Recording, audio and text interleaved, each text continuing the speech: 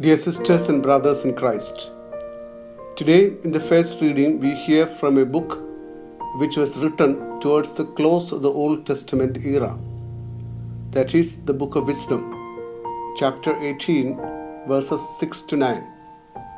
This book belongs to the group of the so-called deuterocanonical books. The qualification deuterocanonical does not mean that the book is less in authority than the proto-canonical books. It only means that the book got into the canon of the Bible, that is the official list of books, after a protracted discussion. The Book of Wisdom was written in Greek, the language of the Jews who were living in Alexandria of Egypt, the so-called diaspora Jews. One of the reasons for it being admitted with detailed discussion into the canon was that it was not written in Hebrew. Now, our reading today presents the picture of a people who awaited with great hope of the fulfillment of the promises which God had made to their ancestors. Verse 7 is significant in this regard.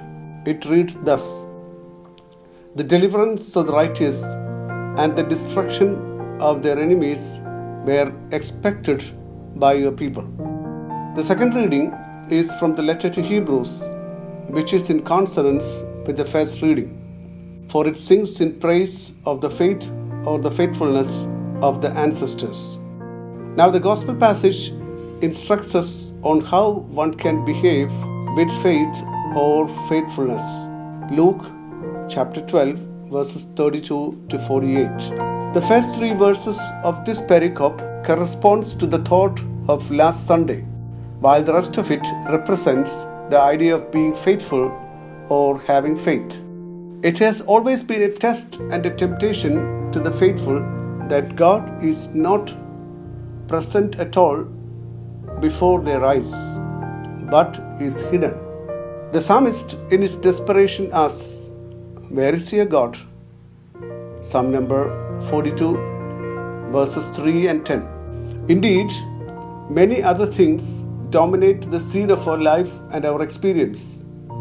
Men and women, relationships, forces of nature, sicknesses, historical happenings, etc. These intervene in a very decisive manner in our lives. On account of this, our relationship with God, who is hidden, becomes very weak, and God appears to be far off and inaccessible. Therefore, we begin to behave according to our whims and fancies, and we do not think of it as necessary to take into account of God at all. It's about this danger that the short parables of the gospel speak today. The aspect that is common in these parables is the absence of the master. The parables want to indicate the way in which the servants should behave in the absence of the master. Their first and foremost duty is to be awake and be ready for action. According to the custom of those days, to remove the outer garment and to untie the belt meant to be ready for taking rest. To fasten the belt and to wear the outer garment meant to be ready for work. To have the lamps lit at night meant to be prepared for activity. The advice, therefore, is to be awake and be ready for work, that is, to be vigilant. The comparison with the coming of the burglar underscores how sudden and unexpected the coming of the Lord will be, as if there is no moment in which one would not require to give account of. That the servants cannot behave forgetting the master who is not present is the main theme in these parables. Even when the master is not at home, the servants are bound to behave responsibly. The fact that the master is not at home is a problem, since that makes the relationship weak.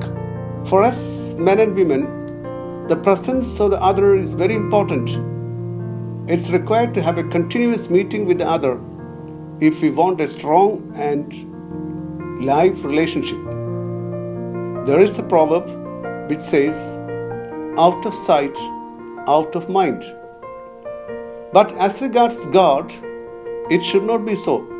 Even if not present before our eyes, God should fill our hearts. In fact, as for us Christians, God is present in various ways, of course hidden ways. In the Eucharistic bread and wine, which constitute the body and blood of the Lord. In His words, in the needy ones in whom we encounter Him, as the teaching of the great parable of judgment tells us in Matthew chapter 25 verses 31 to 46. In the men and women formed in His own image and likeness. In all these instances we can encounter Him. All this should lead the servants to the master who is seemingly absent. If such is the case, the master can appear at any moment, and the servants, we will be ready to meet him. We will be awake and ready to meet him. In the parable, it's described in a very surprising manner as to how the master will treat the servants whom he finds awake and ready for action. The master himself will assume the status of the servants. He will make them sit at table. He will fasten his belt and he will serve them. He ascribes such a great value to the behavior of the servants. It's in this way that he will express his joy and recognition of their services. This aspect is quite important. Here, the master will remain as master, but he will behave with them as friends. The servants will be servants, but their honor and dignity increase enormously. It means that the relationship between the master and the servants is not something inhuman and impersonal. The master wishes that his servants be united with him continuously and in a stable manner, in a very personal and cordial manner. Both the servants and the master will have a place for each other in their hearts. Now, all the servants should be awake and ready for action when the master comes. But as it is made clear after the query of Peter, there are servants who are entrusted with particular responsibilities. To them, the master has ascribed certain functions of guidance and service of other servants. This is a very grave responsibility, and they will be held accountable in a particular manner. They are in fact administrators, and they are not heads on their own. They have to be responsible and accountable before the master. They cannot pretend to take the position of the master in his absence. If they exploit their position and behave in a despotic manner towards the other servants, then they will be held culpable and will be punished. But if they behave rightly well and execute their duties well, then the master will show his particular affection and recognition to them. Dear friends, we are called to be awake and ready for action, even at the absence of the master. The reward of the servants who behave faithfully at the absence of the master will be great. When the master comes, he will make them sit at table, fasten his belt, and he himself will serve them.